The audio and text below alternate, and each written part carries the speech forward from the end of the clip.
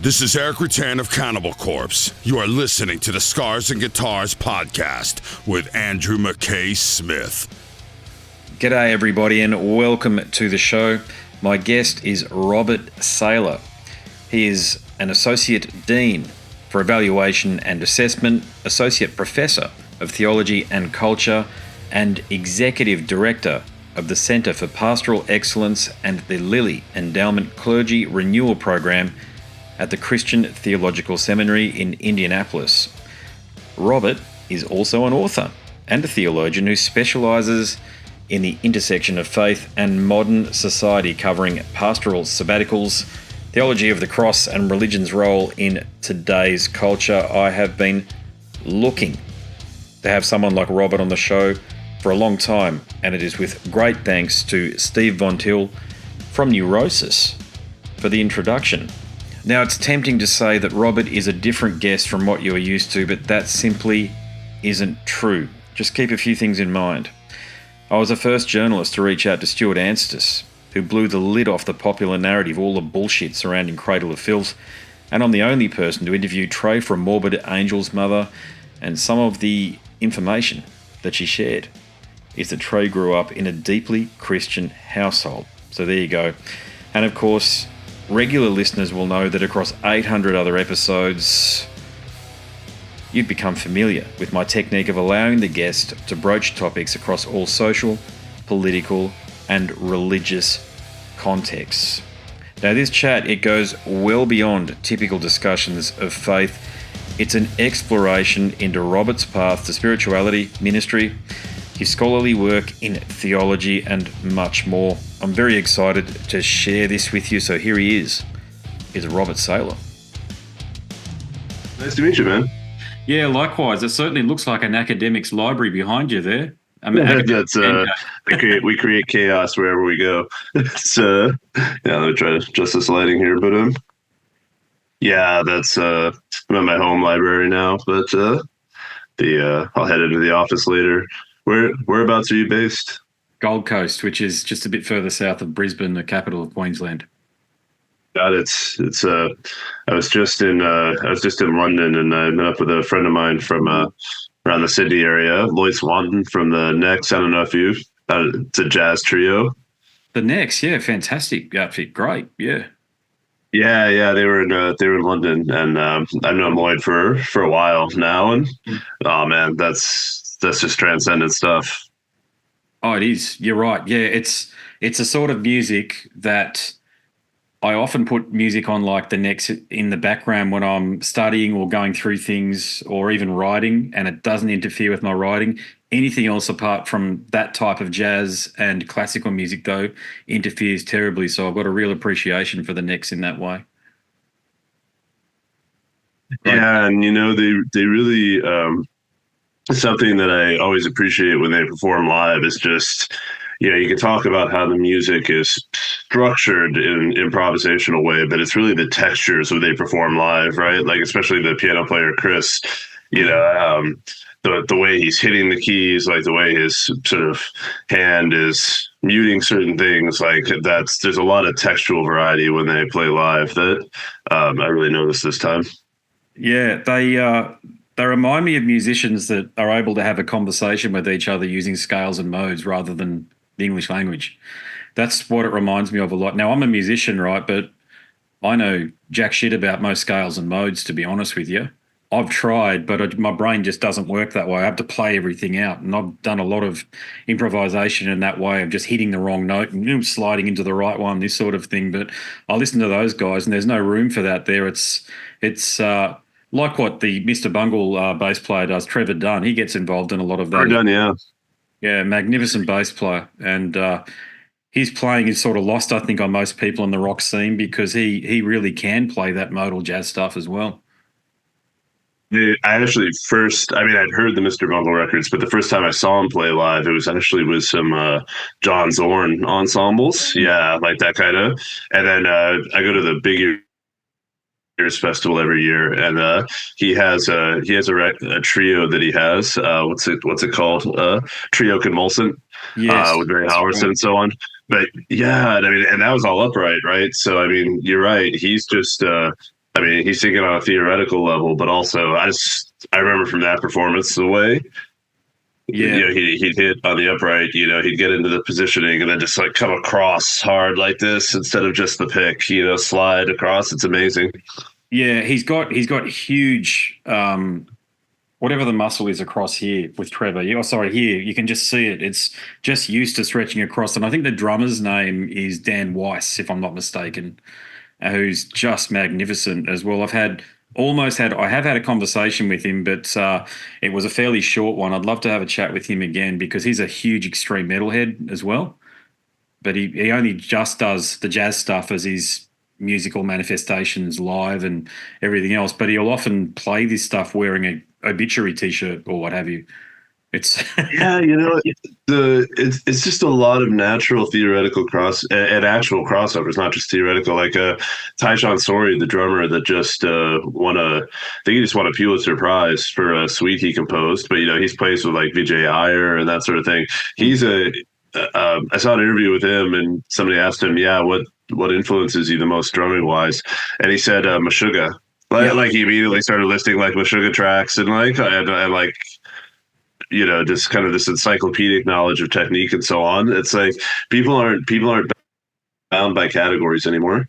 No. Have you met Thomas before? Thomas Harkey, the drummer in Meshuggah? Oh no, I haven't. No, he's a tremendous fella. I've interviewed him once, and he's just one of those guys who seems to be able to have a conversation at that level, musical level, but he's the sort of bloke you feel like you could invite over to dinner to a family barbecue or something like that as well. But with this tremendous musical knowledge that he's got, so very multifaceted, probably underplays his contribution to music, I'd say.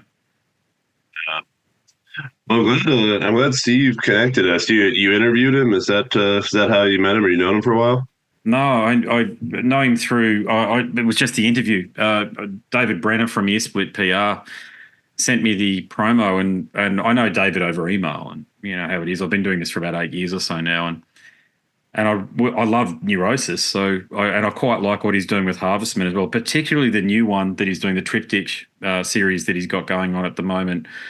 I do ayahuasca. I go on the journeying and the shamanic circles. And the last one I did, I listened to some of his stuff coming out of it, and it was really helpful. So I just expressed that to him. He may not have had that feedback before, but that's how that's its role in my life, if you like. You know, that love for Neurosis, then it switched over to Harvestman, what he's doing there. But we had.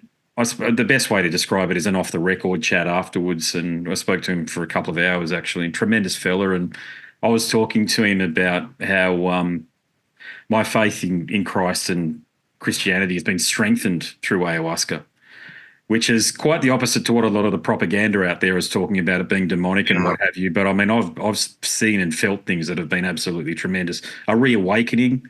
I've always been Catholic, never dropped the Catholicism or the Christianity. The kids are all baptized. They go to a Lutheran school. Never lost my faith is what I'm saying. But because of my journeying with ayahuasca, I've basically been instructed to undertake theological training. Quite, as I say, quite the opposite to what I imagine a lot of people think you may get in ayahuasca, which is, you know, a trip to somewhere else. But I was shown, I love that.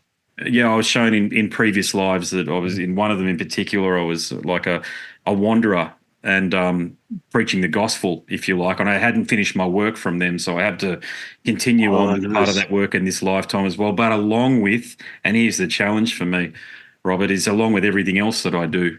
So I don't know where I'm going to fit everything. I gave up alcohol ages ago, so I don't have to worry about hangovers. But I talking to Steve, and he mentioned you, and he started talking about how he was introduced to you, and I said, look, I've been looking to have somebody like you on the show for a long time, because I'm part of my process is to demystify Christianity and its role in our lives as extreme metal fans. Because as you probably will bloody know, there's this big, I guess you'd call it, people see it as a paradox, and they can't reconcile the two. But I just think that's garbage. You know, it's everything is an artifact of God, and extreme metal, of course, is as well. And I've got mates that are in the have previously classified themselves as Satanists and all the rest of it. I don't care what philosophy somebody follows or preaches or what have you. If we can connect on this basis through the music, this is God working through us. And you listen to that music anyway. These, my good mate Jamie from Dimmu Borgir, and I mean that's music that might have a satanic core, but that's uplifting to people because they listen to that and it gets them going in life. And I try to explain that. And just to drill it back to your question about Steve, it was so heartening to hear that there was somebody, particularly of your standing in the community, your academic background, and the way in which your faith has evolved, from what I understand, certainly from what I've read and what I've listened to you online on the YouTube, some of the YouTube clips that are out there. You have evolved from the Protestant faith into the Orthodox side of things as well. So where you want to take this from here, mate, is entirely up to you. Really, I guess that's just the preamble, the introduction there. Yeah. I mean, yeah, that all sounds great. You've got me thinking. You've got my mind going in like 3 or 4 different directions. I'll try to see if I can pick one and stick with it. No promises. But I think a lot of what I'm thinking about are the ways in which we can talk about the impact of technology on how we make music, how we consume music, and so on. And there are negatives maybe, and I'm old enough to where sometimes I get nostalgia for older modes.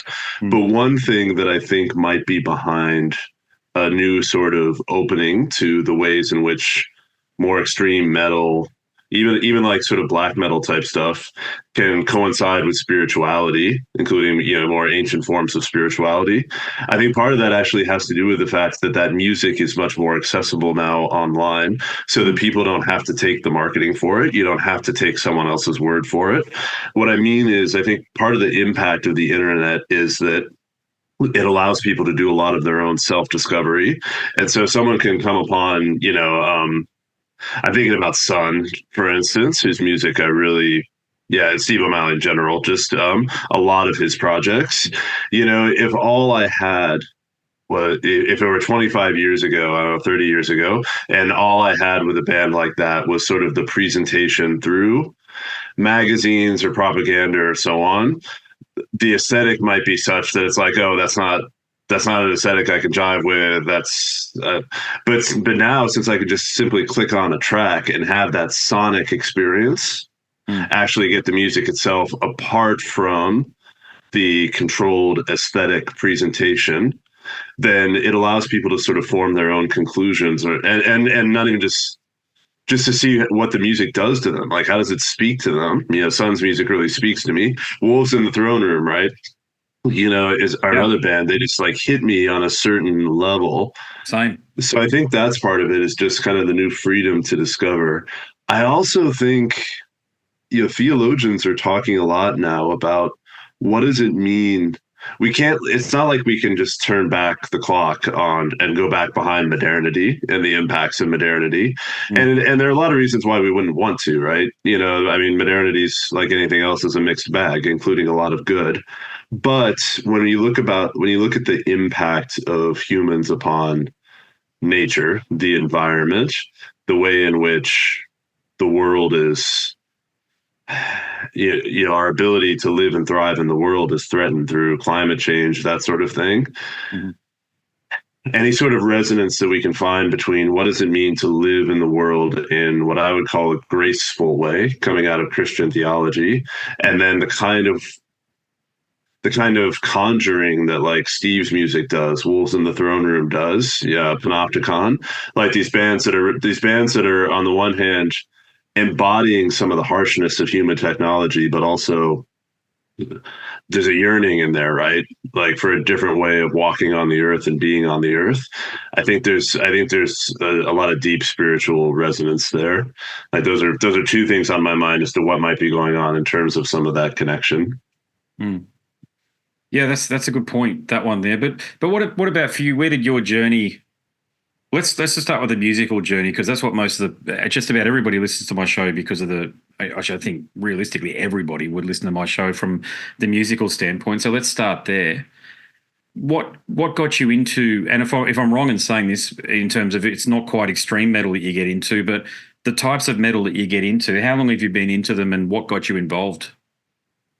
Metal's so I started more on the punk side of things. Really, and that was, I don't know, that was like late middle school, early high school. I grew up in a small town in Southern Illinois here in the States, and it's actually, maybe 10,000 people, but it actually is a minor footnote in the history of punk rock in the US because there's a guy who basically had a garage and really cool parents. He started a punk band. He was listening to a lot of like Dr. Strange record stuff. 88 Fingers Louie. Bull Weevils were a big band in that scene. And the way this town sat, it was on the highway in between a lot of major cities in the Midwest. Chicago, Columbus on the way to Philadelphia, headed south, that kind of thing. And so this dude basically got the word out to labels in Chicago, on the East Coast and so on. It's like, hey, if you've got bands driving across the Midwest, if they want to stop off in this little town called Olney and play a show, you get gas money, you get beer money. And a surprising number of bands took him up on it. So in this little sort of farming community, 10,000 people, I grew up going to shows with 20, 30 kids in a literal garage with some really solid punk bands. And I think that channeled a kind of energy for me in terms of enjoying the music itself, but also just, I'm someone that actually really loves occupying questions as much as I like settled answers, right? So when I say that I was into the punk lifestyle, looking back on it, part of what I was really into was like the tensions in the punk lifestyle between consumerism versus anti-consumerism, like purity of identity versus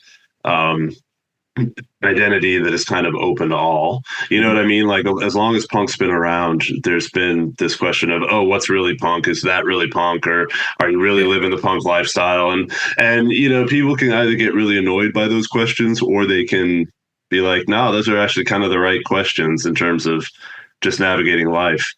And then from there, I think, so that's step one of three.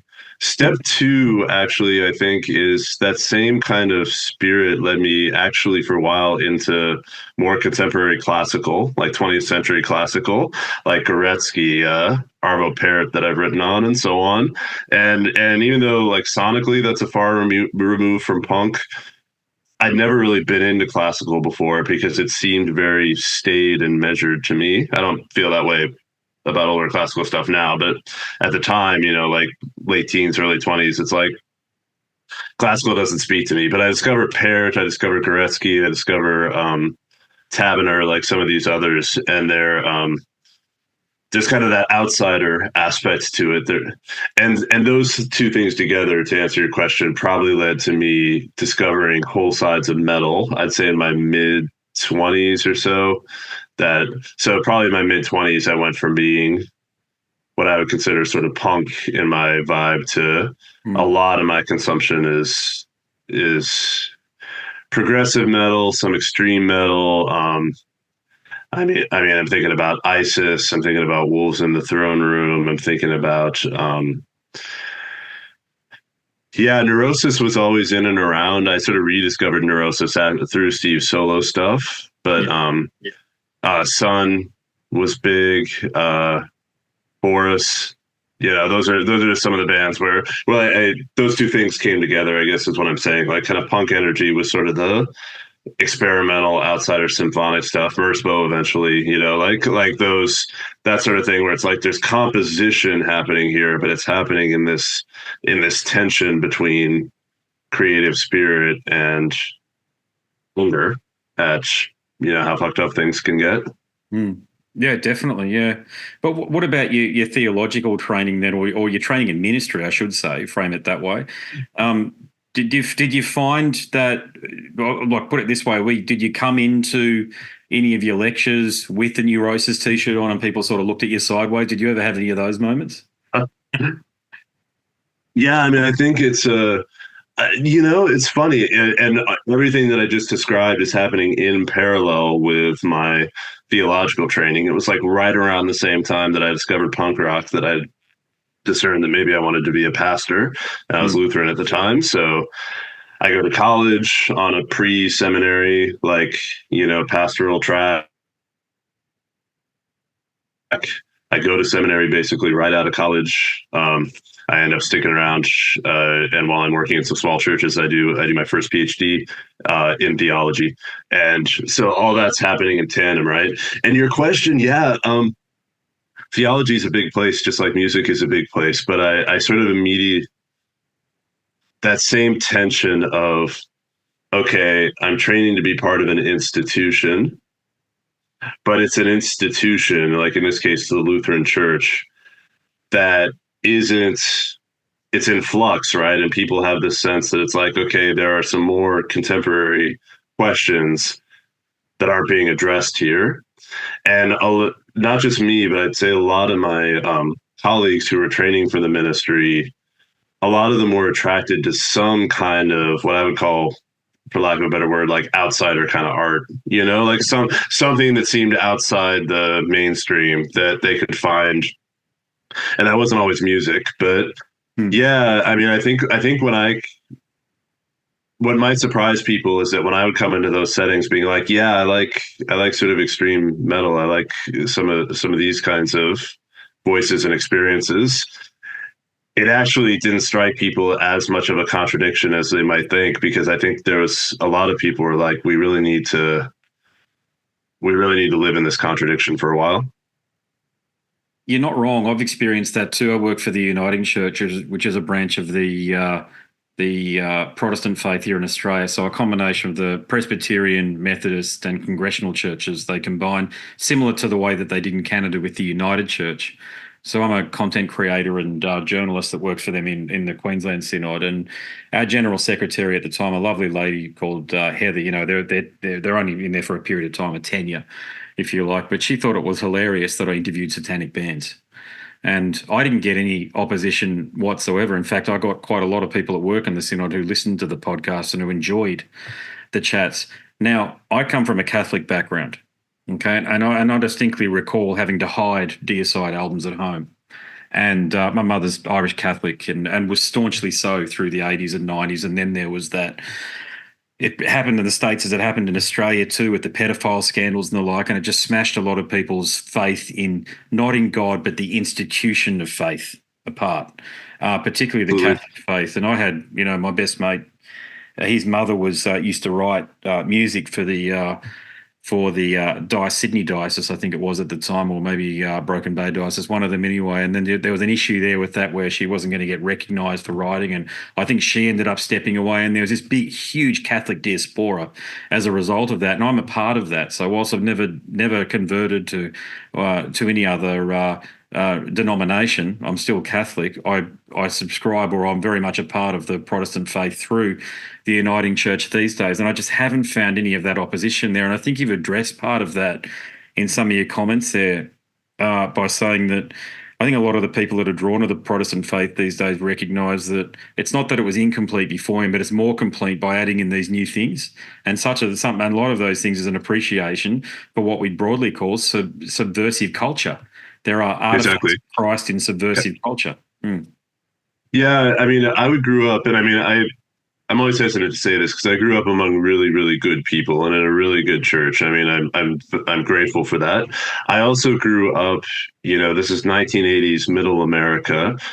Church, for the most part, in my small town, was very much part of this larger edifice of be a good person, be a good citizen, be a good student, be a good worker, go to church.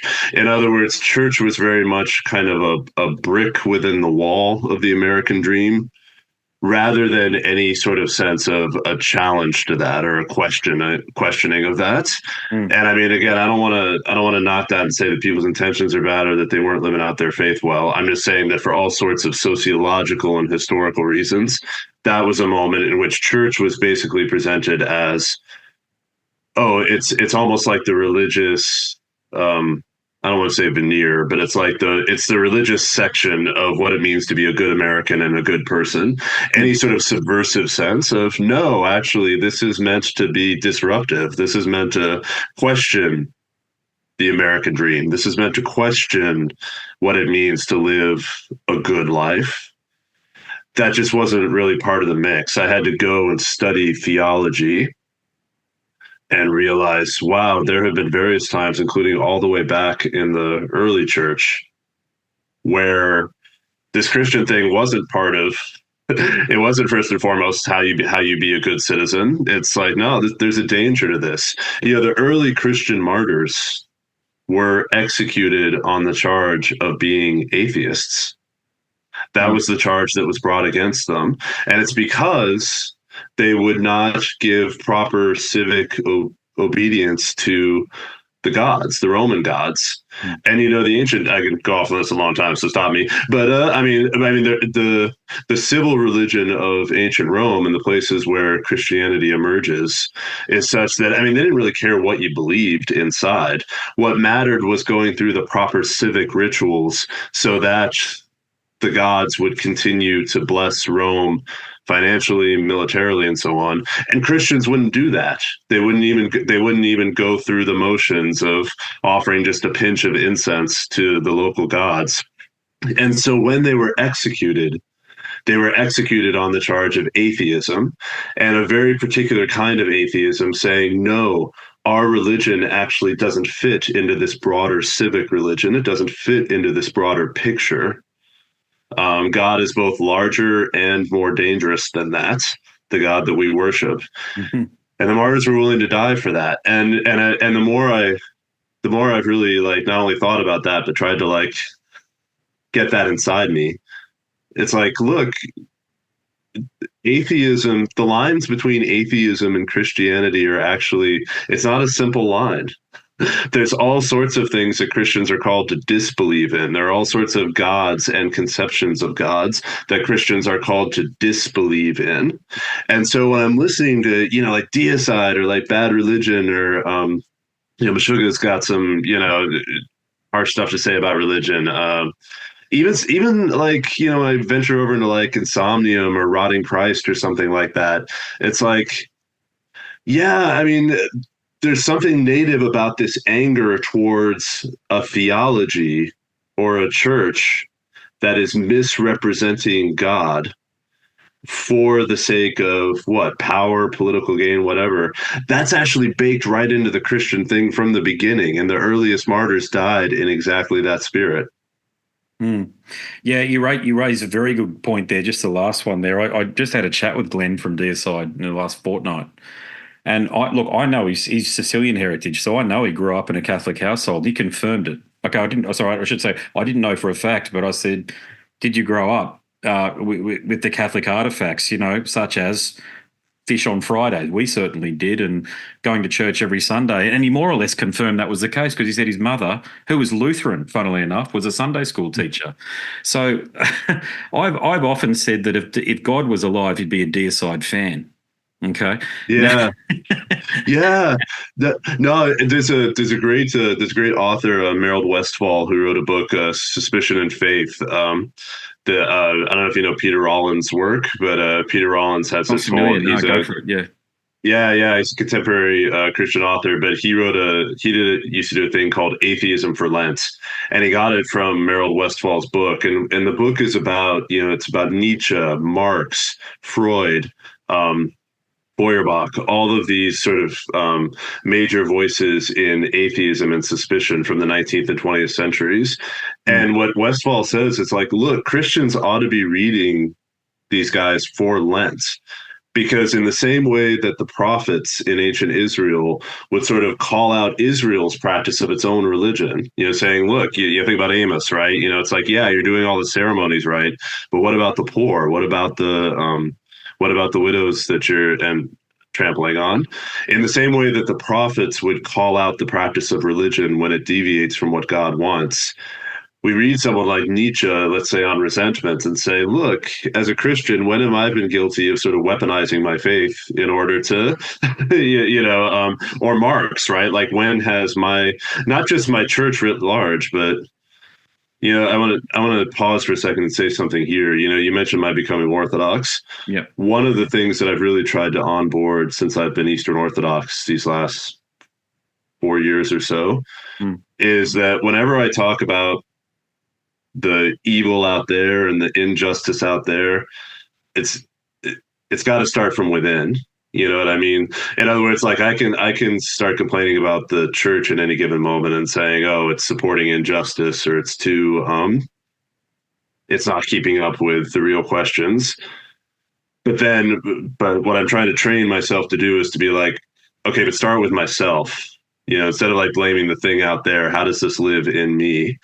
And so when I think about, participation in injustice, when I think about, settling for too easy answers, yeah, I can look I teach church history at the seminary, so I can look through instances of history or now and say that.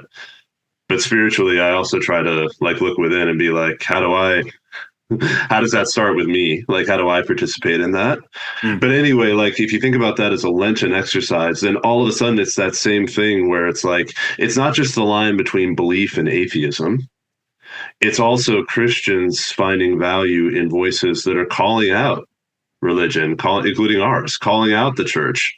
Paul Tillich, the theologian, once said, I always kind of shocked my students with this, but he lived at the time of like the Nazis, right? And where the German church was becoming fully Nazified.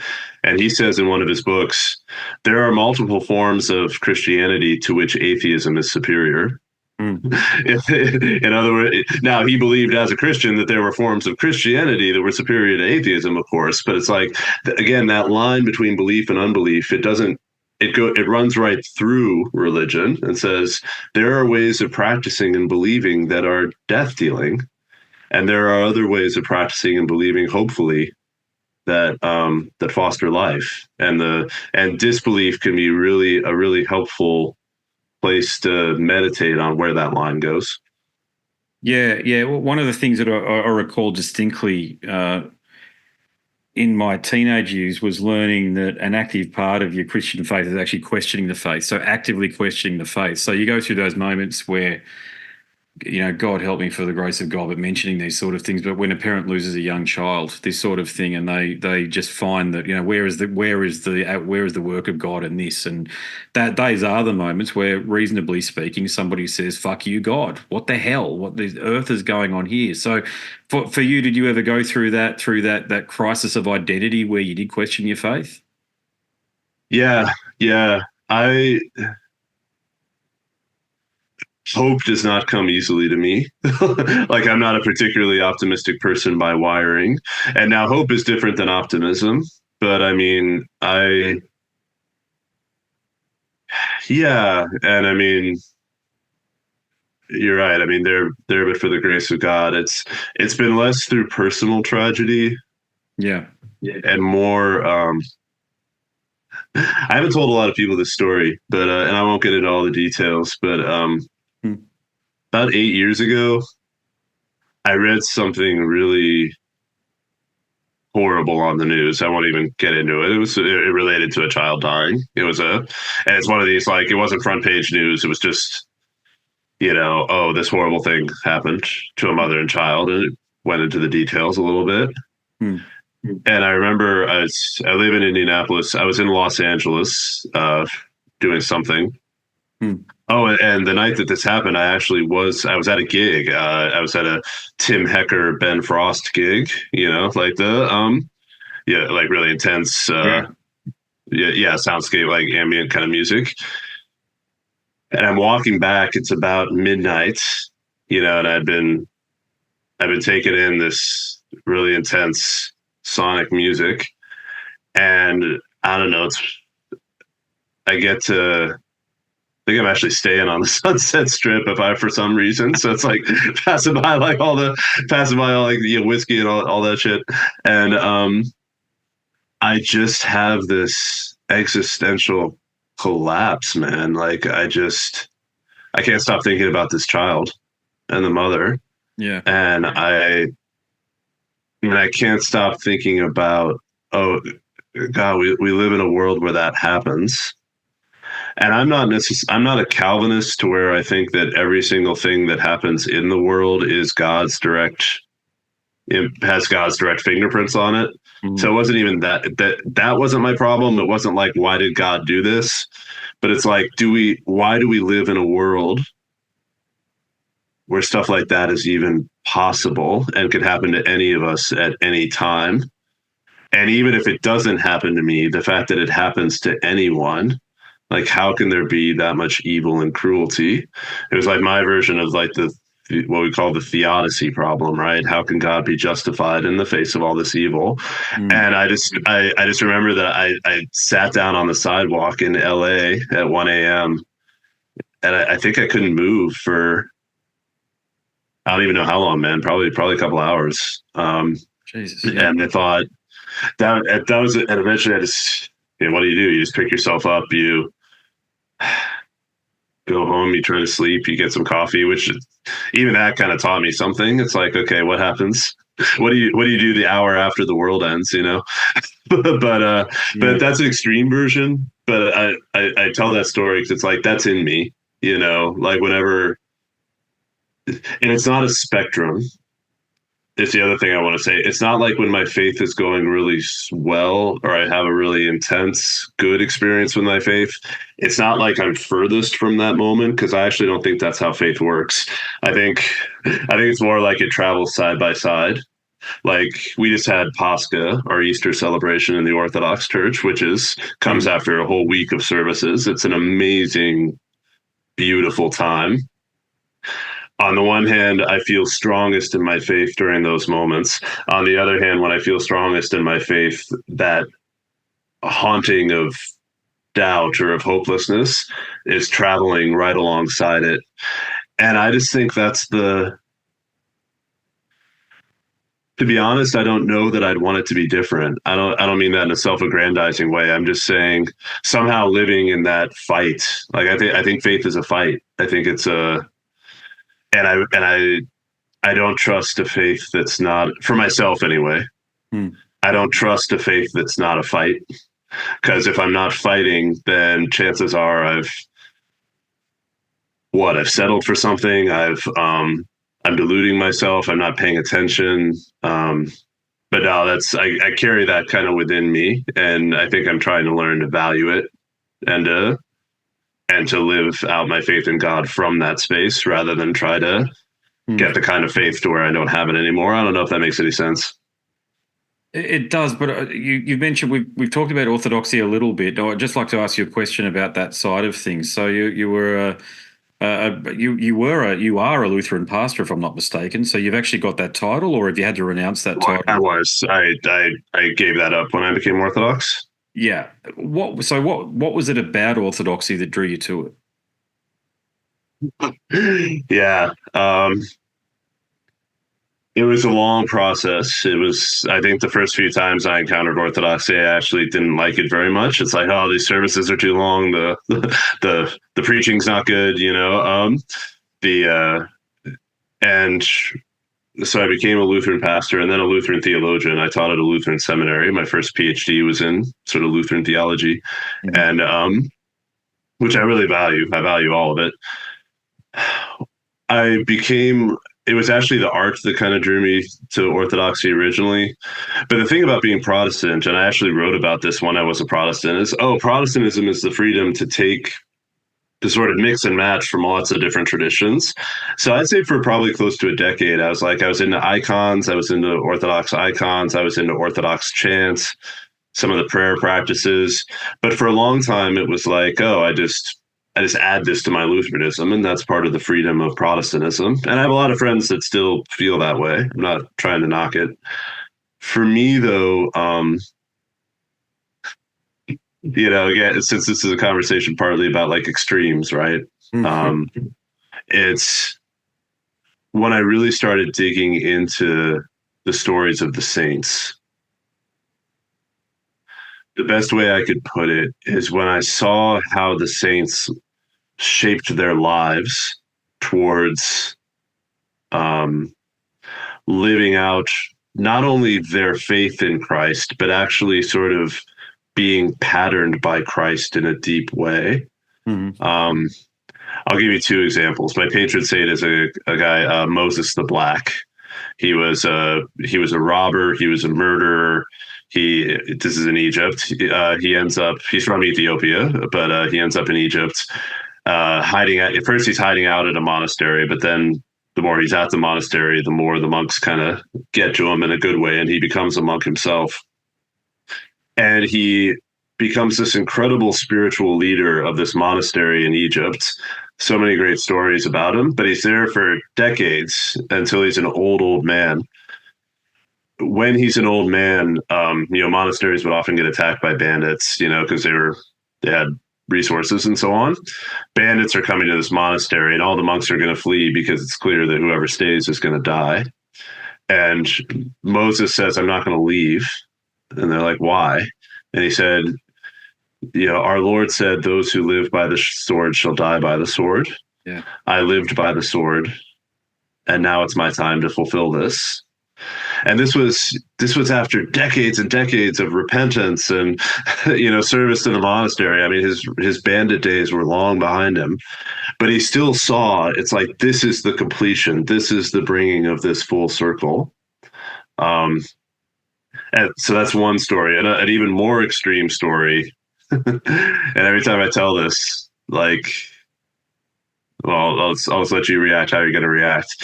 There was a saint, Lucia, who was a beautiful young woman, but early on she decided she was going to devote her life to Christ. So she wasn't going to get married. She was going to be a nun. And she would have all these suitors come by and try to convince her, "No, marry us. And she would say, "No, I'm going to be a nun." And there was one in particular who was particularly aggressive in pursuing her. And finally she's like, "Why won't you leave me alone? What is it about me as to why you keep pursuing me?" And he says, "Oh, it's your eyes. They're so beautiful. They haunt me. I can't get over your eyes." The next day she shows up with a silver platter. In her icon, you see this platter, and she hands it to him, and on the platter are her eyes, which she plucked out. This crazy extreme story, right? And she's like, it's almost like she's taking Jesus' words, if your eye causes you to sin, pluck it out. She's like, it wasn't even her eyes, it was someone else. It was her eyes causing someone else to sin. Mm-hmm. And she takes it and she makes it even more extreme, those words of Jesus. And my point with both of those stories is I realized what the saints were doing. This sounds weird to say, but in all my time as a Lutheran, if you had asked me, "What do you mean when you say follow Christ? What do you mean when you say follow Jesus?" I'm sure I would have had an answer, but looking back, I'm not even sure what I really would have meant by that answer. Mm-hmm. Because when I look at those saints, it's like, oh, follow Christ means do this thing that only makes sense for you. It doesn't make sense for anyone else. I mean, I want to be really clear about that. Not everyone should be maybe no one should be plucking out their eyes because of a suitor. It's not that everyone has to do what Moses did, but these men and women are having these prayerful, lifelong engagements with Christ. And in the end, their lives just sort of take on this Christ-shaped character. And that, all of a sudden, this is what it means to follow Christ. And so orthodoxy, just to bring it full, orthodoxy was like, I want to be in the same church where they are. Because here's the thing, at a certain point, when I was reading about this stuff about Moses, when I was engaging this, you've had experiences. Maybe you can understand this. I wasn't just reading about him. I mean, he was there. I'm like, oh, he's still here. Mm-hmm. Like through time, he's still alive in that sense, alive in God. And it's like I want to be in the church where he is. Both in a metaphysical sense, and then also a church that recognizes what it is that he did, and that's orthodoxy. Yeah, you had a transcendental moment. I'd probably describe it as, and you had one of those moments where some of the chaos of life, if I can frame it this way, crystallized and you saw where the next the next phase in your life was going to, probably hereafter. And I've had, just to diverge on the topic of Christianity for a moment, I was actually baptized into the Krishna faith as well, the branch of Hinduism as well. Because when I had a very significant crisis of understanding my relationship with God, it did lead me. It was a friend of mine who they never call themselves devotees. They're aspiring devotees, because you can never devote yourself entirely, and only someone with an ego would say they're a devotee, they'd tell me. So, but he's an older fella. He lived a pretty interesting and colourful life, to say the bloody least. Introduced surfing to the UK from Australia and a few other things, or one of the people. Anyways, this guy, and we've since had a falling out, funnily enough, because he's he's still got a bit of an ego, this silly old bastard, but that's life. But my point is, when I was journeying, I call upon I wear a crucifix, and I don't say Om Shanti, I always say Amen. And I always say the sacred names, the Hare Krishna mantra. I say that as well, and that's often in the back of my mind when I'm really deep in. I can hear that's going on involuntarily, and there were moments there where I've since been able to, when I say reconcile the two, I found a place for both. Okay, and they're not mutually exclusive by any means, according to me. So I hope that makes sense. I understand that I'd be called from most people in the church. I understand that and I get that. But look, I've journeyed deep, and I've had the Lord stand next to me in that process. And I believe that's actually what happened, because I've been thrust into some very, very difficult positions through the journey. It's not for everybody, as I'm sure you can appreciate. It is trans-dimensional to an extent, and you are in places that are very unfamiliar and sometimes, frankly, very scary. And if you don't have something to latch onto in those moments, when you really do need something, I think you could potentially even become catatonic. It's, as I say, it's absolutely. It's funny. I used to, as an academic, I used to think that the best way to honor multiple faith traditions was to keep myself kind of at what I would call like an ironic remove from them. It's like, okay, I'm going to practice a tradition, but I'm not going to practice it too deeply, because there's all these other traditions out there, and I'm going to, I'm not going to go all in on one of them so that I can sort of stand back and see the whole, right? But what you're describing, that's not actually how you get at, A, that's not how you get at truth, and B, that's not actually how you honor other people. The way you honor something is to go deep into your own thing that you're called into, and with all of its particularities. So for Orthodoxy, that means fasting, liturgy, saints, all those things. And what's amazing is the more particular that I've gotten, the more I recognize and appreciate others who are going all in on their thing. In other words, I think I have a deeper appreciation for my Hindu friends, my Muslim friends, my friends that aren't so easily categorized. The fact what's going all in on one particular thing. And it's kind of like maybe there's an analogy to music there, right? Like if you can appreciate this. If you ask someone like, "Oh, what music are you into?" and they're like, "Oh, I like all music." And it's like, oh, okay, you're probably not a music fan, right? like if that's your first response, it's just, oh, I kind of like all of it. It's like, if you talk to like, I'm not trying to be like elitist, but if you talk to like a real music fan, it's like, oh, well, I'm really into metal. I'm really into, prog metal, scream metal, black metal, whatever. And on that basis, it's like, oh, but I also dig jazz. I also dig, I dig this composer. I dig this, rock or whatever. It's like, because they've gone all in and really learned one strand, on that basis that they know what they can recognize and appreciate about other things. I think it's kind of similar. So it's that, I guess, it's the role of agnosticism in my life, which seems to serve a purpose. And you will not find a more devoted to the Catholic faith kid than what I was. And through a series of I would call it heartbreak or what have you, but it gets beaten out of you at some point in time. You know, this version of it that you have as a child, and then it morphs into maybe what it's really supposed to be, which is that through trial and tribulation you develop your relationship to God.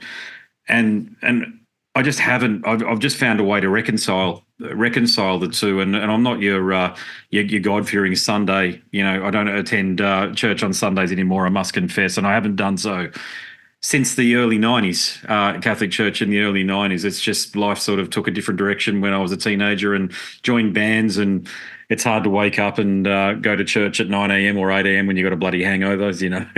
I know it well, man. And part of that agnosticism that I talk about is by having, you're the first guest that I've had on like this, but I mean, what a fantastic guest you are to have on to introduce this topic to so many people out there who I believe grew up in the way that we did. They grew up going to church and having some sort of a relationship to God, but we are so, in this day and age, because of our access to devices, digital media, and you've got wokeism and a lot of what's going on with the left at the moment, and you see these protests, and I can't believe I saw. I mean, this is happening. Anybody can go onto Twitter and see this, but these people with blue hair and all the rest of it, these non-gendered people and all the rest of it, they're doing the Allah worship stuff. Have you seen that on campus at the moment? No. Wow. They're doing this stuff, and I'd ask them if they walked for 2 minutes in downtown Rafah in Gaza, what they think might actually happen to them. Okay, so it's one thing to deny. It's one thing to maybe walk or go off your path from God, but it's another thing to deny it completely. And that's my point in and amongst all of that, and to take on these what I describe as idolatry. Okay, and take on, and I'm saying that in defense of Islam as well, because these people wouldn't understand what Islam is at all. They just don't understand what it is at all. If they've got all the accoutrement, I call it, and the Z and the Zer and the pronouns and all the rest of it, and they're doing this thing here, I'm sure the average Muslim is probably mortified that they're doing that in the name of their religion. But yeah, it's what's your take on, you know, I call it modern day leftism, very broadly speaking. There's a lot of names for it: Marxism, Trotsky. The Trotsky take on Marxism, which is continual revolution. Do you have a view on all of that? Yeah, it's interesting. The Simone Weil, the philosopher, said, who was a Marxist in a lot of ways, but was also a Platonist and a Catholic in her own kind of unique way. She said, it's not religion, but it's revolution that's the opiate of the people. And I think the real challenge is that, so true. Yeah. And you can have like these cathartic experiences, which I think increasingly are sort of packaged and sold to people. I'm thinking about like the Occupy Wall Street movement from a few years back, right? Mm-hmm. Which, whatever was good in there, I think a lot of people say, okay, that didn't actually like achieve any like real economic change, right? And I think part of it was because it became this, in a negative sense, it became like this festival, right? It became like, how inoculation works. It gives you just enough of the disease to where you don't catch the whole thing. Yeah. Sometimes you get just enough rebellion to where you don't actually catch real change, right? It's like, okay, we're going to give you an experience. You're going to go to, I went to a Rage Against the Machine concert one time, which, and it's like, okay, we're having this, we're for 4 hours, we're going to be like raging, tearing it up. Hey, comrade. Yeah. And then literally on the way home, it's like, okay, stop at Taco Bell, get some food, go to work the next day. It's like, we had our rebellion, right? We had our catharsis experience. They're all wearing their T-shirts made in sweatshops in Bangladesh. Yeah. Their Nikes are all signed by 8-year-olds in Bangladesh. Yeah. It's ridiculous. And that's the festival. That's the theater. Like you're getting the veneer. You're getting the, that's why I mean, Steve's album, No Wilderness Deep Enough. Like, is it rebellious music? Sonically, it's not what we would picture as. It's not the music you would play at a protest or something like that. But I hear that. And, I've told him this, that I think part of what I love about his music is it's like you're using explicitly electronic means. Same with Harvestmen, same with Neurosis in its own way.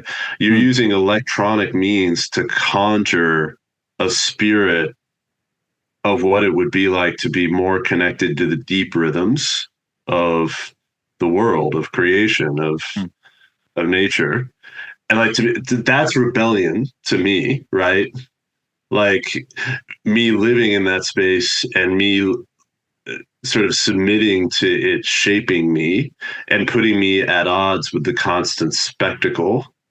I think a lot of what's going on around, in multiple, left, right, everywhere in between, is just we're just bombarded with, at a neurochemical level and also at a soul level, we're just bombarded with this constant outrage, and it's all, it's all fucking monetized, man. It's all designed to get clicks. It's all designed to, I don't mean that in like a giant conspiracy theory way. I mean, we just know this, right? I mean, this is just how money is made in the internet age. Our attention is the product.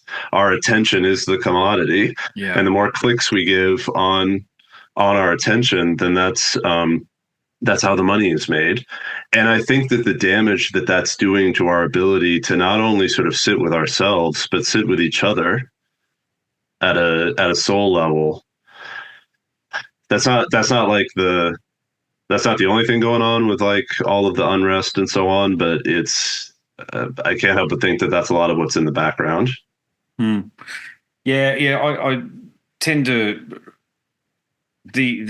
certainly, as I was just on 70,000 tons of metal, the cruise that leaves from Miami and goes to parts of the Caribbean there, and Nice. yeah, it was fantastic, mate. I went solo, actually. It was interesting on that front, going solo like that. But I had a job to do. I was interviewing as part of the media contingent, so I was actually very, very busy with it all. But one of the best things was you're able to sit down and have dinner, and I just introduced myself to random people or what have you. Most of which were either South American or European or North American. I didn't meet a single fellow Antipodean there, fellow Australian or Kiwi there. So, but I was talking to the Americans about things, and the North Americans, I should say, Canadians in the United States, mate. And minus the accent, the actual issues that we were discussing, they were exactly the same. They were exactly the same. Cost of living, kids being shut out of being able to buy houses, cost of fuel, the inflation, the cash rate, these sort of things. It was like talking to somebody, my mates here, when we go down and have coffee and start talking about all that we think ails the economy here, just like a bunch of barflies, but substitute the beer for coffee, these days. And but talking to people there, and there's an issue now which isn't being addressed by any political construct, which comes down to what type of quality of life would you like to have. It's all about these movements, whether it might be climate change or justice for Gaza or what have you. And we've got 10 cities popping up around. It says nowhere near as bad as what I see on Twitter, or X, I should say, as what's happening in San Francisco and other parts of the United States. But they're happening around us here too, which is just, I never would have thought that would happen here. But conglomerations of people living out of camper vans and tents and the like, and the current political paradigm doesn't address what's actually going on for them. And what are your thoughts on this? I believe that is affecting people's relationship with God as well. I think it's, yeah. There's a lot there. Why have you forsaken? Why have you forsaken me here? That's to tie it in a knot. God, why have you forsaken me here? I don't believe in you anymore. It might have been going on for forever and a day, that issue there, but it's just so pertinent now because digital media gives us access to all the corners of the globe and all of the issues that affect humanity. Yeah, I mean, this is like going back to what I said before. I mean, I really am trying to practice. It's like before I launch into all the bad stuff that others are doing, like start within, like and here I mean that even in terms of the church. And I mean, I love the church. I mean, I teach at a seminary. I'm not a priest anymore, but I think most of what I do, I try to do on behalf of and in benefit to the church. So I say this out of love for the thing that I'm giving my life to. The church has a lot of culpability in, I'm going to say, getting distracted towards different kinds of agendas. Mm-hmm. throughout history, and also just participation in evil, not just distraction. But I mean, you mentioned sex scandals, which of course is not just a Catholic thing, right? Like all sectors of the church, you get Or religion, horrible abuse of children. It's financial malfeasance, and also selling souls to political causes, right? Like, oh, to be a Christian is to vote this way, or to be a Christian is to have this kind of politic. And as a result, I think people, especially in an age where they can fact check stuff, whether they do or not, they can get online, they can think for themselves.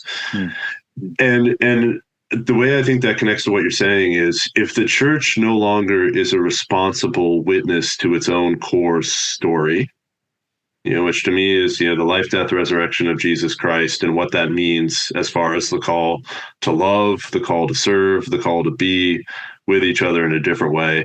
If we lose sight of that story, it's not that people's hunger for story goes away. It's that they're going to find it elsewhere. And there are all these other competitors for, here's a way to structure your life. Here's a way to give life meaning. And I don't, in this case, mean like other religions, that have their own sort of core stories. I mean that more this vacuum to where people are going to cobble together sort of, left, right, distraction, entertainment. They're going to cobble together something, or they're going to try to at least, that gives life coherence and meaning. Because I really do think we need that as human beings. And if religion doesn't do it, something else is going to come into its place. And again, I say that out of the sense of, look, the church has some culpability there. It has some repentance to do in terms of how it's lost credibility around that story.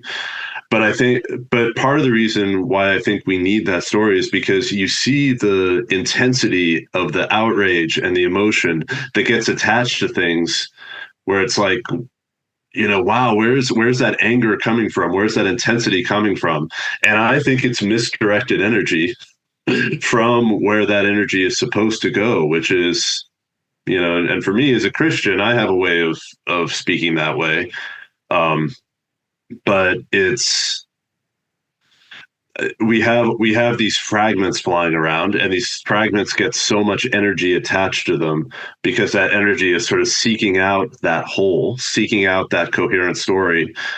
And for a lot of people, they just feel they've lost that. Yeah. Do you feel that it could be as simple as people reconnecting with faith through going to church on Sunday mornings? Would that be a part solution?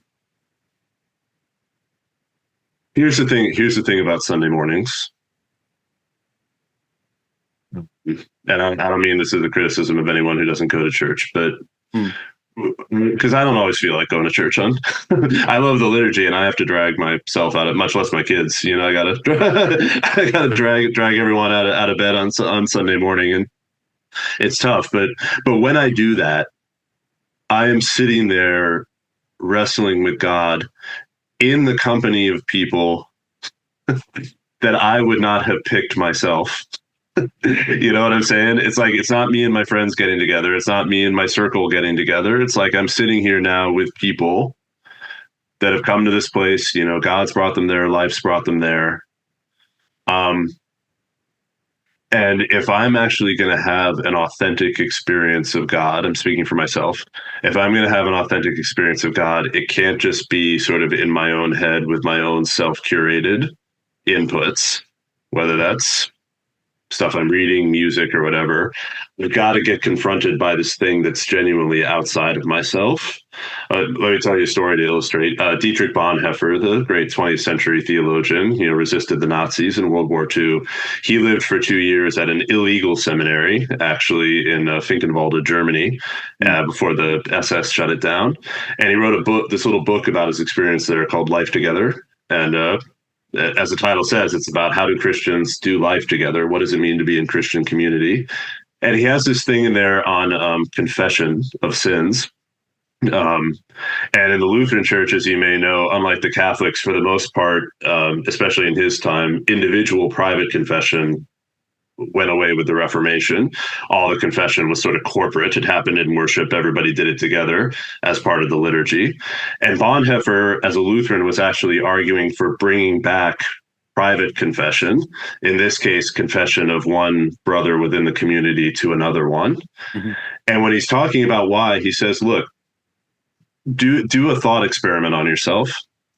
Ask yourself, pick the sin you're most ashamed of, the one you would hate to say out loud. And imagine, is it easier to sort of confess that sin to God silently in your own head? Or is it harder to say that out loud to a brother within the community? And of course, it's like, oh, it's actually harder to say it out loud to another human being.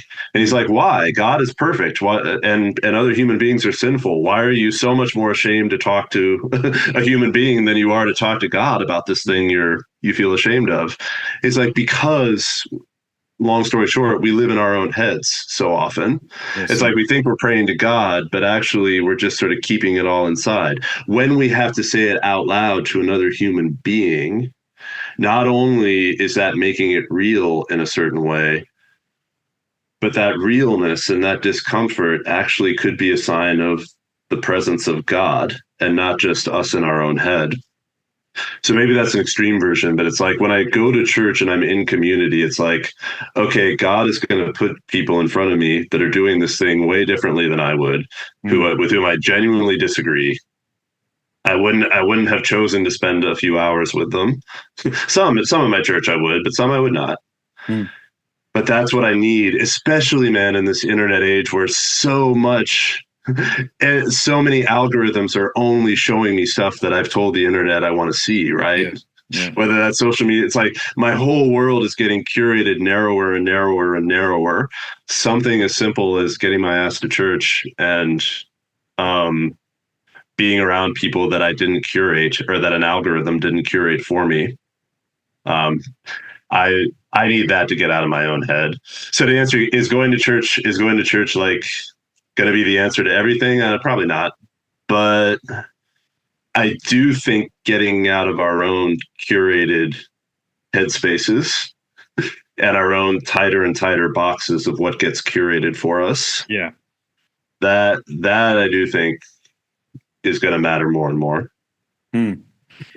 What led you to I've read your resume, and I've also gone into some of the detail. I think it was LinkedIn, it might have been, or maybe a university profile. But something interesting, there's a couple of things that stood out that I think listeners would like me to ask you about, which is that you've explored topics such as UFOs, conspiracy theories, but you've done so through the paradigm of their relationship to American Eastern Orthodoxy. And you've got some work coming out in relation to this. Is that correct? Yeah, there's a book it's coming out in a couple of weeks, as far as I know, on this movement called Death to the World, which is a great for anyone into metal or zine. Yeah, Death to the World is awesome. I'm a fan. I always want to say that, even though I do talk about some of the conspiracy theory stuff. It's like I'm a huge fan of the Death to the World movement. A guy named Justin Marler, who actually was the guitarist on Sleep's first album, Volume 1. Okay. Yeah, so Sleep's guitarist. After that album, he kind of freaks out for existential reasons, ends up at a monastery, an Orthodox monastery in Northern California, becomes a monk. And while he's there, he starts a zine called Death to the World. And on and off, it's gone on ever since the early 90s. And it's like metal aesthetic, but with a lot of stories kind of like the ones I told about, like Moses and St. Lucia. I like some of these really intense stories of saints and faith and so on. And what the book is about, it's trying to tell that story with appreciation, but also to ask this question: if you have this sort of punk or metal energy of suspicion of the system, where does that go in a really helpful direction, and where does it go like in a wrong direction? I'll give you an example. I co-teach a conspiracy theory course at IU, and we talk about Alex Jones and InfoWars, especially after the Sandy Hook shooting. It's part of the awfulness of life in the U.S. is we have all these mass shooting incidents, right, including often of kids. And this was elementary school kids dying. And Alex Jones' InfoWars, one of the things that really made his platform was saying, oh, this is a false flag operation. These are crisis actors. This is the government. And it's like, why are people so eager to believe that? Like, why did so many people follow that? And what I'm trying to do in the book is to say, there's stuff in there around COVID. There's stuff in there around just all these things in our life together. And it's like, if you have this intense suspicion of the system, which I do, and I'm talking about myself here, if you have this intense suspicion of the system, how does that get channeled in productive ways? And where can it go wrong in ways that cause you to believe and think and act in ways that really do damage? QAnon's another one, right? It's like QAnon did a lot of damage here. I know you had it in Australia too, but like in the US, it's kind of a factor in life here. So I'm using Death to the World, A, because I love it, but also as a way to think through how do you spiritually channel this energy in the right way? Yeah. And the answer that I try to come to in the book is sort of along the lines of what I've been talking about, saying, look, it's got to start from within. Instead of locating the enemy out there, it's like, oh, it's the government, it's the Antichrist, it's the system, it's the Illuminati, the New World Order. Yeah. Whatever's true about that, whatever bits of truth there are in that, in the end, to me, it's really about spiritual warfare, if I can use that term. Like, we look to our own hearts and we ask, how is the system colonizing me? And what does it mean to get myself out of that? And I found just for myself, and certainly in people that I see as far more spiritually advanced than I am, it's like when that's the battle that they fight, I'm going to use the word grace. They just deal with the world more gracefully. It's not that they aren't still critical where they need to be. It's not that they still don't stand up for what they believe in, but there's just a grace and a love that comes through that even makes the resistance far more powerful than just what we were talking about before, the anger and the spectacle. So that's what the book's about. Mm-hmm. I'll have to read it when it comes out. I'm fascinated by it, but the fact that you're teaching a subject on the topic goes well beyond, because you only have to dive into X or any of the social media platforms, by the way, to see that there's a bunch of this stuff up there, whether it's 9/11 or the moon landing conspiracy, or the big one that keeps on coming up, of course, is JFK. And I know there's a lot of there's the magic bullet theory there, which is just bullshit. We know that. But Harold Holt, an Australian Prime Minister, went missing too in the 60s as well. I mean, Prime Ministers don't just go bloody missing. Something happens to them. And it's more, and you mentioned QAnon there, and I did have somebody on who was a musician, and they were brought on the premise of talking about their music, but they were way more into this QAnon stuff. And at the time, I just didn't really have my head around it, because I felt it was more of an North American artifact, and this was the first Australian that I'd heard talking about it, because they were big Trumpers, and you tend to find that they go down in those routes there. But they were talking about something called breadcrumbs or something, and I still don't understand that. I don't know. Yeah, well, I mean, part of what QAnon does is really, in the class, we actually have people read analyses of QAnon from video game designers. And some of the best analysis comes from these video game designers, because it's like, okay, you have these really cryptic, mysterious drops, right? Like they're tweets, basically, that come from the source called Q. And then the breadcrumbs, those become like the breadcrumbs. And if you're a hardcore QAnon enthusiast, you become known as a baker. Okay, you take all these breadcrumbs together, you piece together a narrative saying, oh, this is what Q is saying, this is what's happening, and you put that theory out on the internet to fellow enthusiasts. Okay. And then, it's like the marketplace of ideas. Whatever, you become like a QAnon influencer on the basis of how successful your theories are in attracting people. So it's like a video game. It's exactly. There's this notion that neuroscientists have called apophenia, which is our pattern-seeking ability, and it goes back to primeval times, right? It's like, okay, 3 people ate the red mushroom and they died. There must be a pattern between the red mushroom and dying, right? So like we're talking cave times. And so we are pattern making machines brain wise. And so what QAnon does is it plays to that pattern seeking. It's like, okay, you gotta drop over here. You got this political event happening here. This politician made this hand sign. It's all coming together, and there's a real pleasure in that, right? It kind of strokes that apophenia part of our brain. But the problem is, yeah, it's all fun and games until people are storming the Capitol, right? It's all fun and games until somebody shoots their parent because they think the parent's a lizard person taking over, and this stuff's happened, right? Nuts. I know. Yeah. Look, I've had people accuse me of being a Trumper, and look, to be honest, I don't have a position one way or another on American politics outside of what I see with regards to the violence and the effect on communities. That's the only time I'll offer an opinion on the show. And the reason I do that is because I talk to so many people, and I think it's wrong not to have a view on these things because I hate when communities affected adversely in that way. But I could care less if someone calls me a Trump supporter, by the way. There's nothing out there to substantiate it, but I've even had Reddit threads calling me a far-right lunatic or what have you. I mean, but that's when you get people who again, my view on these people is that they're lost, okay? They've lost community, so they find community online in Reddit forums. Okay, so you're talking about this pattern seeking. They go, right, if I accuse this person who I don't know, Andrew Mackay-Smith, of being a far-right nutcase, I'm going to put it on a Reddit forum. I'm going to get a reward, which is a like or an upvote. Okay, and that's now my community. And I can't help but notice that a lot of these people come from shattered families and broken homes too. They must come from their families are broken apart. And in most cases, they don't have that connection of God because they haven't had, in particular, a father around. And I'm not criticizing everybody for a moment that grew up without a father or what have you, okay? I'm simply saying what my observation, what my, principal research has discovered with a lot of these people.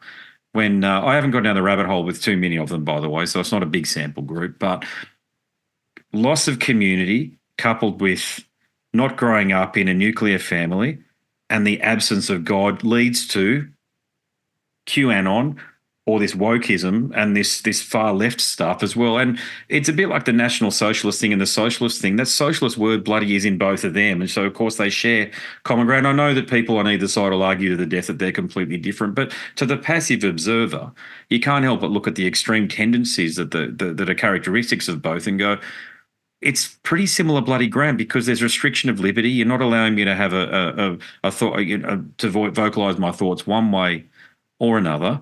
And just to tie it all up, it's one of the reasons that I asked about going back to church again, because the link to that too is, look, I've given up alcohol. I'm not abstaining for any reason apart from the fact that I just don't want to do it anymore. There's nothing religious or about God about it, although I like to think that it's part of my higher calling that I've done it as well. But if you go to church on Sundays, you're not going to get blind drunk or pissed, as we say in Australia, on the Saturday night or probably the Friday night either, because you wouldn't have the energy to wake up at 7:30 to go to church at 8:30. It's not just going to happen. So, look, it's a bit of a social commentary that I think I've offered there, but I've just noticed there is that link between calling them the far right and the far left. I've just noticed that they share a lot more common ground than they'd ever care to acknowledge. Yeah, I think you just said something important there. I just want to highlight that. Like, it's, when you talk about like not drinking, like for the reason of going to church or your higher calling or whatever, it's like, that's the difference between not doing something because it's a prohibition. And, prohibition psychologically only makes the thing more attractive, right? Like, oh, don't do that, as opposed to saying, no, I don't want to do that because it will distract me from the thing I want to do. Like the example I use, this is like the difference between freedom as defined as I can do whatever I want versus freedom as I want to be aligned with the higher good that I feel called to. It's like in ethics, we talk about that as freedom from versus freedom for. And the example I use with my students is I try to be a trail runner. I'm not great at it, but yeah, I've been trying to incorporate that more and more in my life. And it's like, look, we can define freedom as I can eat whatever I want. I can have 3 burgers, a beer. It's like, that's one kind of freedom. No one's going to tell me what I can and can't eat. But if I'm constantly eating horribly, that I'm not going to have another kind of freedom, which is the freedom to run on a trail for 3 or 4 or 5 miles in an enjoyable way and have that incredible rush and experience with nature, right? If I indulge my one kind of freedom, I'm not going to have this other kind of freedom. So what you're talking about saying, oh, I don't drink, not because it's like a prohibition, but because it's incompatible with this higher or deeper thing that I want. That's key, man.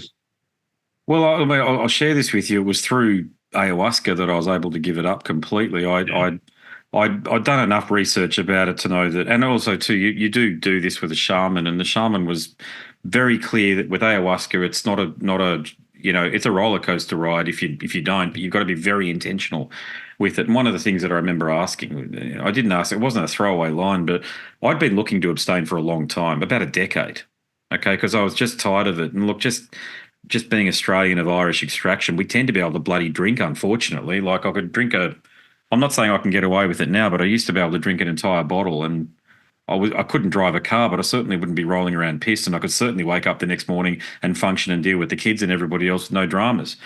I recognise that I'm not going to say that in itself is a problem, but it could lead to having a problem. Sure, yeah.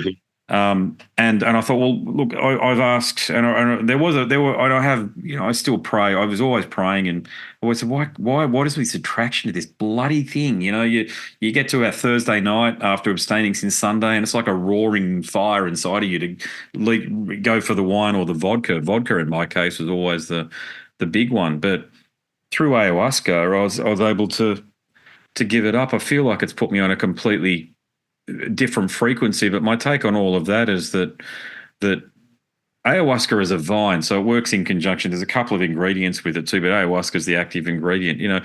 They're all creatures, great and small, all things on this earth are created by God. God has obviously put this here for us to discover, and I believe, provided it's working in tandem with faith, I believe you're going to be okay. Okay, and I think that's why I'm able to get such positive, in some ways miraculous results, is because it does work in conjunction with my faith. My intention is set to what my faith, everything is through that faith lens, if you like. So my question after all that is, do you have a view on psychedelics at all? Yeah, I mean, to me, it's like, I think less in terms of categories, like, okay, this thing is automatically good, this thing is automatically bad, and more in terms of the way you've narrated it. Like, what function is it playing at this particular point in the journey? I don't have really any experience with psychedelics proper, like at least at that level. So I'm not. You're able to speak more authentically to it than I can. I think my outside question for myself would always be, is this helping the work or is it taking the place of the work? And I think what you're narrating is like it's helping the work, right? Like it's you're wrestling, you're pulling things together, you're thinking about your faith and all of that, and this is a help along the way. I can see how for other people. And I feel like I do know some people like this. It's like they're talking about all the spiritual experiences they've had off of something, but when you listen to them, it's like, oh, there wasn't a struggle there. Like it's not impacting your life. It's not impacting the thing. So to me, it's less a matter of are psychedelics proper, good, or bad. It's more the individualized question of, is this helping you along the way, or is this taking the place of the way? I don't know if that makes sense. It does, but I can tell you, God, I mean, the experience that I had when I spoke to a mate from Connecticut, from near your part of the world there, when I say your part of the world, North America, about it, and on the show, and it was absolutely hellish, to be quite frank. I mean, to talk about having to work for it or what have you, or sacrifice for it, there were 2 or 3 hours, mate, where I could barely bloody breathe. And I mean, it was, and I had the visions that I was seeing was a bit like a stone being squeezed with lava and all this pus and disgustingness coming out of it. And it was God working through me, if you like, to rid me of this thing that I'd asked to be rid of, if you like. And God help me if anybody tried to do this stuff recreationally. I couldn't imagine because it was far from traumatic, because you also feel very safe and secure. And I think part of that reason that I do is because I do carry the faith. And I think there are a lot of people there do too. The circles that I mix in, they're mums and dads, military, police, people who have traumatic jobs, and they've arrived at a point where a lot of those people I wouldn't call them absence of faith, but they're not really open to having conversation about faith in the way that you and I are, I've got to say. But they're still not bad people, and they're still intrinsically good people. They're still raised in the grander Judeo-Christian tradition, even if they don't recognise that that's where maybe they got their values from. And I know that because I don't think their values are really any different to mine, and I am a card-carrying member, as you know. So, yeah, it'll be very interesting to see how the relationship between faith and these apparently miracle working psychedelics evolves. And I've already seen attempts to demonize them on Twitter. There's been a few people out there that have been trying to, and I've had to resist having to get into any sort of long discussions with them about things because I don't know what life path they're on. Some of them claim to be people of God these days and the like, but I think if you're a person of God, then judge, you shall not cast the first stone sort of thing. I mean, two things to what you said. One, if we're talking about like kind of medicinal or therapeutic uses, like trauma is, and I'm no expert, but I mean, I have friends that work with, trauma and so on. That runs deep, man. Anything that can help on that front. I mean, absolutely. I mean, so 100%. And that's new territory. And then two, I think about it in terms of, maybe this is overly simple, but I think about Paul talking about speaking in tongues. And so his basic point was like, look, he wasn't saying that people weren't having really intense experiences of glossolalia. His question was like, what are the fruits of it? And I think what he meant by that in that case was, is this becoming just like your own private personal experience that kind of builds up pride, right? It's like, oh, I'm this spiritual person on this other plane.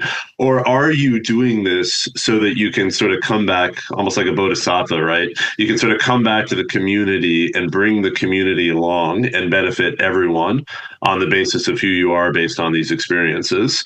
That's not the only way to think about it, but one of the things I really appreciate about the Christian tradition at its best, it hasn't always lived up to this, but at its best, it's always said, look, you can have really deep, intense spiritual experiences, but at the end of the day, God's truth is for everyone. You don't have to be a learned scholar. You don't have to be a spiritual athlete. You don't have to be a virtuoso. Like the simplest peasant in the field might be closer to God than the high priest, reverend doctor, whoever, right? So it's like, this is for everyone. It's like a democratizing kind of influence. And so I think whether it's psychedelics, whether it's really any kind of intense spiritual experience, I'm like, okay, that's awesome. But is that making someone more prideful or more insular, or is it forming them in such a way that they're able to be for others and share the fruits of that? Yeah. I'd say that from my experience, it's very much like the faith that we're both part of, in that you get a mix of all types. Honestly, you get some people that I think are in it to see how often they can do it, just because they want to rack up numbers, like as if there's any sort of there's some sort of a competition going on out there to see who can reach 100 journeying, 100 circles or what have you, which to me is just crazy. I mean, as I said, this is not recreational whatsoever. It can be extraordinarily difficult. The good nights are great, but it's more often than not, it's extraordinarily difficult, and it's helping you resolve things internally so as that you can get closer to God. And I know you often use the analogy that if you've got trauma and if you're feeling things at a very deep level and you still have your faith but you're struggling to resolve these things that are taking away from your joy in life, because I do believe we are meant to experience joy in this life. It's not just to be the metaphorical cross carrying all through life, but it's not a parable, but it's a story. It probably should be a parable, but the bloke who got stranded like what was that Tom Hanks film, Castaway? Stranded. A rowboat magically washes ashore, and he goes, no, I'm a man of God, I'm not going to get into the rowboat. And then some bloke in a speedboat comes by and says, hey, mate, come on in. He goes, no, I asked God to save me. God's going to save me. Next thing, the military comes and he says, No, the bloke in the speedboat said, "You here, mate? We're here to save you." He goes, "No, my God told me that he was going to save me. That's I have faith. He's going to save me." All right, Yeah. mate. And then he dies, and he says, "I go, why didn't you save me?" He goes, "I sent you a rowboat, the speedboat, and the bloody military, and you still didn't take my hand." And I very much look at ayahuasca in that paradigm. Well, and two, we talked before about sort of modernity and like more ancient patterns. Like, I don't know anyone.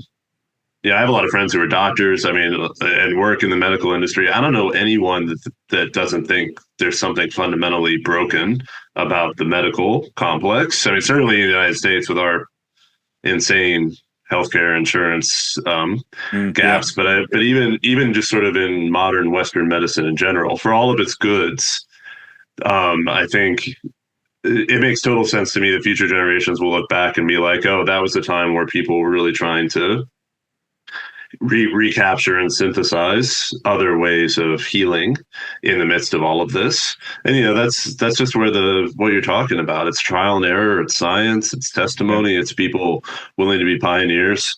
If it turns out to not be good, that'll work itself out in time. But if it turns out to be good, then that'll just get incorporated into what healing is in the future.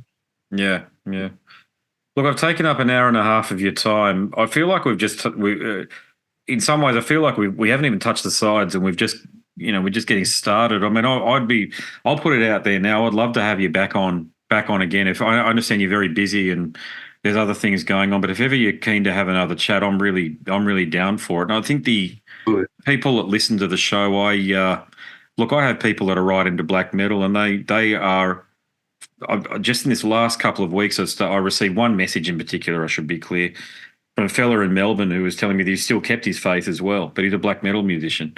Okay, and he really likes the fact that I'm talking about these things on the show, and this is and now I've got a guest on where we are talking about these things. So, look, as far as I'm concerned, you have an open invitation anytime you want to come on the show and talk about whether it be metal or orthodoxy, Christianity, and our faith in general, and how it interacts with modernity and the societies that we both function in. Yeah, I'd love to have you on again. Welcome, man. It's this is flown by. I really no, and it's I think it relates to what we're talking about. There's a certain space that gets created, when we're talking about what happens within our soul when we encounter great art, which for us that includes metal, and then when we're wrestling with questions of faith. I mean, it's been a great space to dwell in for a while. So I appreciate you having me on. Well, there you have it, a conversation with theologian, author, and academic Robert Saylor. I hope I can bring you more conversations with Robert in the near future. And just to round out a couple of points that I made in the introduction, I'm not suggesting that Robert is typical for the show, because he isn't. But the topics of conversation are where I've been wanting to take the show for some time now, but you have to get appropriate guests on to be able to do that. You can't just talk to anybody about the topics that Robert was able to cover very extensively. Hopefully, this chat is the first of many with Robert. So there you go. All right, check out all my other interviews if you're new over at scarsandguitars.com. Okay, that's it. My name's Andrew Mackay-Smith, and I'm the host of the Scars and Guitars podcast. Until the next one, it's a goodbye for now.